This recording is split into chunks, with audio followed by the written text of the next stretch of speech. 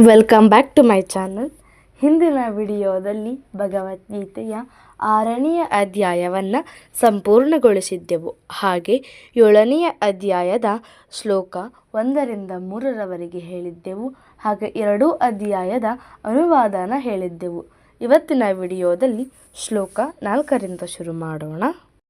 ಭೂಮಿರಾಪೋ ನಲೋ ವಾಯುಃ ಕಂ ನಮೋ ಬುದ್ಧಿರೇವ ಚ ಅಹಂಕಾರ ಇತಿಯಂ ಮೇ ಭಿನ್ನ ಪ್ರಕೃತಿರಷ್ಟಾದ. ಈಗ 4ನೆಯ ಶ್ಲೋಕದ ಅನುವಾದ. ಪಾರ್ಥ, ಭೂಮಿ, ನೀರು, ಅಗ್ನಿ, ವಾಯು, ಆಕಾಶ, ಮನಸ್ಸು, ಬುದ್ಧಿ ಮತ್ತು ಅಹಂಕಾರ ಈ 8 ನನ್ನ ಪ್ರತ್ಯೇಕಗೊಂಡ ಭೌತಿಕ ಶಕ್ತಿಗಳಾಗಿವೆ. ಈಗ ಶ್ಲೋಕ 5. ಅಪರೇಯಮಿತ್ತಸ್ತ್ವನ್ಯಾಂ ಪ್ರಕೃತಿಂ ವಿಧಿ ಮೇ ಪರಾಂ ಜೀವಭೂತಾಂ ಮಹಾಬಾಹೋ ಯಯೇದಂ ಧಾರ್ಯತೆ ಜಗತ್. ಈಗ 5ನೆಯ ಶ್ಲೋಕದ ಅನುವಾದ.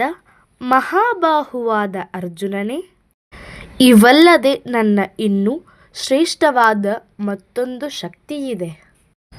ಅದು ಈ ಭೌತಿಕ ಮತ್ತು ಕೆಳಮಟ್ಟದ ಪ್ರಕೃತಿಯ ಸಂಪನ್ಮೂಲಗಳನ್ನು ಬಳಸಿಕೊಳ್ಳುತ್ತಿರುವ ಜೀವಿಗಳಿಂದ ಆದದ್ದು. ಈಗ 6ನೆಯ ಶ್ಲೋಕ. ಏತದೋ ನೀನಿ ಭೂತಾನಿ ಸರ್ವಾಣಿತ್ಯುಪಧಾರಯ ಅಹಂ ಕೃಷ್ಣಸ್ತ್ಯ ಜಗತ್ತಃ ಪ್ರಭವಃ ಪ್ರಳಯಸ್ತಥಾ. ಈಗ 6ನೆಯ ಶ್ಲೋಕದ ಅನುವಾದ. ಸೃಷ್ಟಿಯಾದ ಎಲ್ಲ ಜೀವಿಗಳಿಗೂ ಈ 2 ಪ್ರಕೃತಿಗಳೇ ಮೂಲ.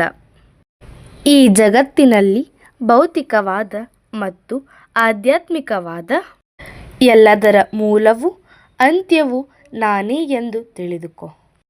ಈಗ ಶ್ಲೋಕ 7. ಮತ್ತಃ ಪರತರಂ ನಾನ್ಯತ ಕಿಂಚದಸ್ತಿ ಧನಂಜಯ ಮಯಿ ಸರ್ವಮಿದಂ ಪ್ರೋತಂ ಸೂತ್ರೇ ಮಣಿಗಣ ಇವ. ಈಗ 7ನೆಯ ಶ್ಲೋಕದ ಅನುವಾದ.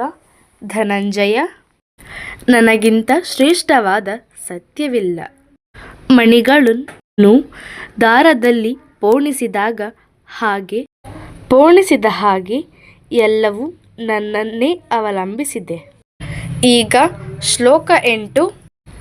ರಸೋಹಮಪ್ಸು ಕೌಂತೇಯ ಪ್ರಭಾಸ್ಮಿ ಶಶಿ ಸೂರ್ಯಯೋಃ ಪ್ರಣವಃ ಸರ್ವವೇದೇಷು ಶಬ್ದಃ ಕೇ ಪೌರುಷಂ ರಶ್ರು. ಈಗ 8ನೆಯ ಶ್ಲೋಕದ ಅನುವಾದ. ಹೇ ಅರ್ಜುನ, ನಾನು ನೀರಿನ ರುಚಿಯು, ಸೂರ್ಯಚಂದ್ರರ ಬೆಳಕು, ವೇದ ಮಂತ್ರಗಳಲ್ಲಿ ಓಂಕಾರ ಆಗಿದ್ದೇನೆ. ನಾನು ಆಕಾಶದಲ್ಲಿ ಶಬ್ದವು, ಪುರುಷರಲ್ಲಿ ಪೌರುಷವೂ ಆಗಿದ್ದೇನೆ. ಈಗ ಶ್ಲೋಕ 9.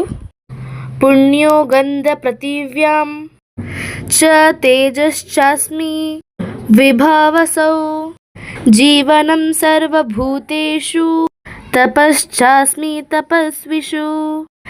ಈಗ 9ನೆಯ ಶ್ಲೋಕದ ಅನುವಾದ.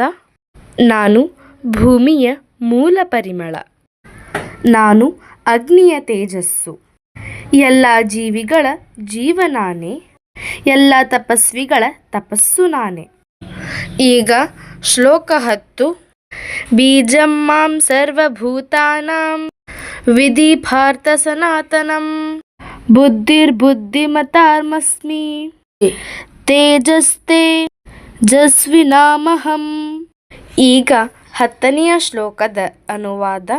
ಪಾರ್ಥ, ನಾನು ಎಲ್ಲ ಅಸ್ತಿತ್ವಗಳ ಮೂಲ ಬೀಜ, ಬುದ್ಧಿವಂತರ ಬುದ್ಧಿಶಕ್ತಿ ಮತ್ತು ಎಲ್ಲ ಶಕ್ತಿಶಾಲಿಗಳ ಶಕ್ತಿ ಎಂದು ತಿಳಿದುಕೋ. ಮುಂದಿನ ಶ್ಲೋಕವನ್ನು ಮುಂದಿನ ವಿಡಿಯೋದಲ್ಲಿ ಹೇಳುತ್ತೇನೆ. ಈ ವಿಡಿಯೋ ನಿಮಗೆ ಇಷ್ಟ ಆದರೆ ಲೈಕ್ ಮಾಡಿ, ಶೇರ್ ಮಾಡಿ, ಸಬ್ಸ್ಕ್ರೈಬ್ ಆಗಿ. ಹರೇ ಕೃಷ್ಣ ಅಂತ ಕಮೆಂಟ್ ಮಾಡಿ. Bye bye. Thanks for watching.